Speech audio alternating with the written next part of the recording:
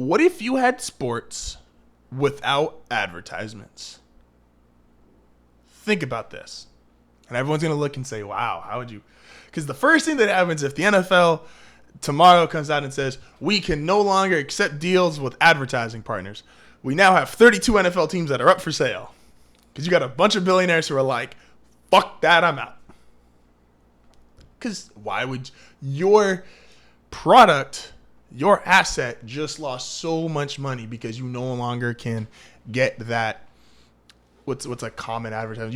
You can't advertise with Wells Fargo. You can't advertise with one of the big gas stations. You can't put the GoDaddy.com on your stadium and get those $10 million, $20 million. So that's the first thing that's happened. You're going to have 32 brand new owners. Okay. And everyone's thinking you'd ruin the sport. You'd ruin it. Incorrect. You've just ruined it for the big guys at the top. The players would still be allowed to advertise themselves. And here's what I mean. The contracts, you reshape the contracts to where you are employed during that 4 or 5 month season, 6 month season, whatever their actual time frame of training camp, OTA, Super Bowl, off-season stuff that they need to do. You're employed for those 6 months, okay? Kind of like a teacher almost. During those next 2-3 months, or for them, 5-6 months, I'm thinking still in teachers, half summer, you are kind of by yourself. So if you are a guy like Odell Beckham Jr. and you want to go do this, and the shampoo companies still want to, do a commercial with you, do a deal, that's fine. That's basic capitalism. I'm fine with that. Get your new owners, your players now, instead of them fighting for who gets the next $20 million contract, because the new owners can't possibly pay out what they pay out now. There wouldn't be the money for it. You've now turned Tom Brady and Aaron Rodgers and these guys at the top of the list who are making $24, $22 million a year. They're now going to be $4 or $5 million guys. Meaning the fights for advertisements now becomes a much bigger necessity because your pay grade just dropped tremendously. There's some benefits to this, and you guys will understand this in a second.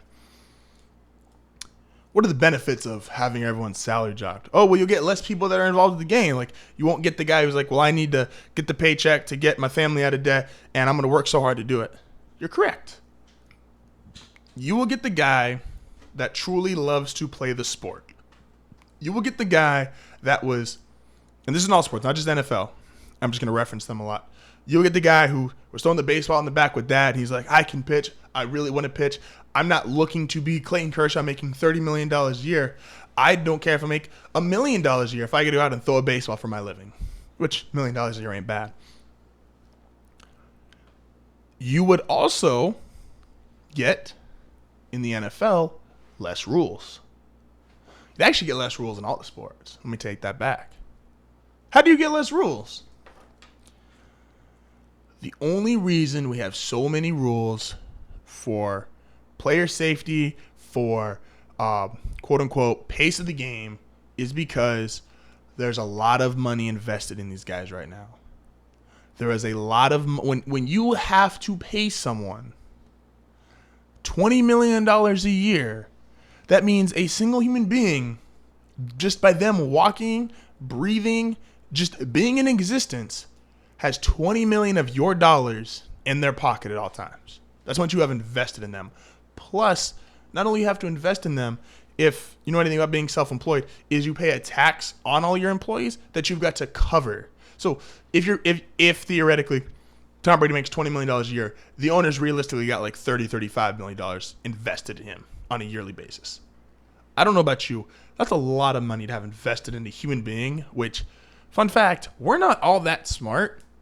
I mentioned this before when Madison Bumgarner got in the motorcycle accident. I'd be really angry if the guy I put $35 million into was just like, yeah, I'm going to go make a kind of irrational decision.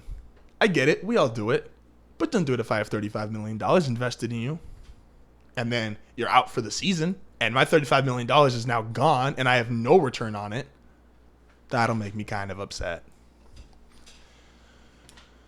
You get less rules towards player safety and pace of game, and you kind of revert the game back to, as I hear a good amount from some elderly people in my life, the good old days when sports were sports. You get back to 80 Celtics Lakers where you got 30 points in the third quarter, we're down by 20. I'm gonna snatch you out the sky. You're up 3-4 touchdowns in us. I'm going to hit you real hard when I come around the next play. Just to let you know I'm there. Let you know you can't do this to us. You have, in baseball, I think I get the pace of game argument, but something just feels really immoral about when you take away the intentional walk and you just say, hey, 4 fingers, go to first base. But once again, I get it. Why risk the 4 pitches, especially when we got $20 million invested in that right arm? You also help sports at a kid level. You know, it's a fun stat. If you had to guess how many kids were held back a grade so that they would be bigger than the other kids when it came time for high school athletics. I got asked this the other day, and I thought to myself, it's probably like 10%. That'd be the number. It's almost, and especially the last 5 years, it's closer to 50-50 trending up. There are more kids held back, specifically for athletics. Not talking about held back educationally. Held back specifically for athletics. So that they are, like Josh Jackson's 20 years old. He was a freshman in college. I went into college as a freshman at 17, turning 18. No, I'm sorry, 18, turning 19. He's already 20. By the time he enters the league, he'll be a month or 2 away from 21. I made a video, it was one of my first videos, and it was about Josh Jackson just looks bigger than everybody. Yeah, he does, because he's 20. He's a full year or 2 older than some of these guys. Like, no kid should be held back for athletics. No kid, you would get also at it for as far as kid sports go, you would remove the specialized athlete. You're not going to have your son, you're not going to have Johnny pitch from the time he's 8 years old and do no other sports until he's 18 so that he's only in baseball. He is just the linear path to getting that $20 million contract. You're going to let him play baseball when it's baseball season, football when it's football season, basketball when it's basketball season. You know what you're going to let him do? You're going to let him be a kid. You're not going to just sit there and try to mold and craft this creature and or machine. He will be a child. There is... Let me recap this for a second. The new ownership... You get back to the origin of sports. There's not all these rules, ticky-tack stuff. It's a more straightforward game. You get the less player safety rules. Once again, less ticky-tack stuff. And you turn kid sports back into being kid sports. You also turn college athletes back into college athletes. You know what's a joke right now? And Adam Silver talked about this. The one and done rule. Why is the one and done rule a joke? Well, I've got a couple people that go to college that are listening to this right now. Think about this for a second. So the one and done, you get the guy, he goes for basketball, and you pretty much know he's going to play for a year and drop out. Except that he doesn't play for a year. He takes 1 semester of easy classes, goes to his second semester, and once he's done with the NCAA tournament, he just drops out his second semester. You know those scholarships that other people don't have? You know those opportunities and classes that got taken up because this guy was, it might have been underwater basket weaving, but there's some people who are real determined to take underwater basket weaving. You'd get guys that they're college athletes and their athletics is just as much a class or a goal as their classes are. It's kind of like saying, it's like, hey, I'm going to be I thought hypothetical. I'm going to go be a math teacher, right? So I've got to take this level of math. I've got to take this level teaching class and this level, whatever else I need.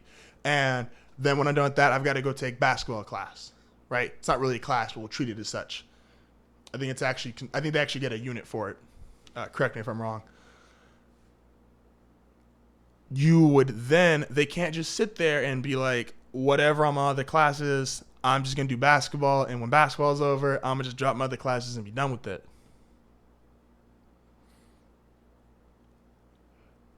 I'm not even saying that I'm for it 100% or that, oh, this needs to happen. But just think about the world. I know there used to be a guy on NFL Network. I don't know if he still does it, but Dave Damashek used to do what if it was the NFL, and there's all these hypothetical scenarios, and it was really, I always really enjoyed it. It's really cool. He'd say, well, what if this didn't happen, and all the things that can change, the butterfly effect. What if advertisement was never allowed to be part of the NFL? What if it was never allowed to be part of major? What if it was never allowed to be part of professional sports? What players would we not have? How would the game be now? How would it look? Would it be on as many channels? Who knows?